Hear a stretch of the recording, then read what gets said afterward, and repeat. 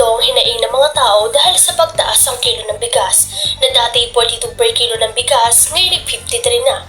Halos 10 piso na dagdag dagay isang kilo. Sa nakalipas sa 2 linggo, tila di mapigilan na pagmahal ng bigas sa mga pamilihan. 50 kada kilo ang pinakamura, swerte ka kung may mabili. Solusyon ng Malacanang, price stealing o hanggan ng presyo na pwedeng ibenta ang bigas sa 41 pesos sa regular milled rice at 45 pesos naman sa well-milled rice.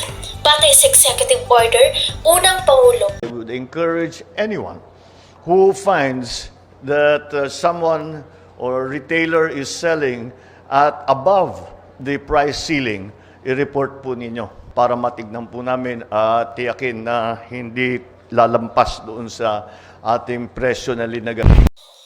Nauna nang sabihin ng Pangulo na nababahala siya sa pagmahal ng bigas kahit sapat na supply. Dahil pang regular well-milled lang ang saklaw ng utos, babantayan ng Agriculture Department kung sakali may magbenta ng mga ganyan. Bilang premium o ihalo sa premium para mapaikutan ng price dealing, may kaakibat na parusang magmultan at makulong ng paglabag sa Price Act. Ako po si Angel Saro, nagpabalita.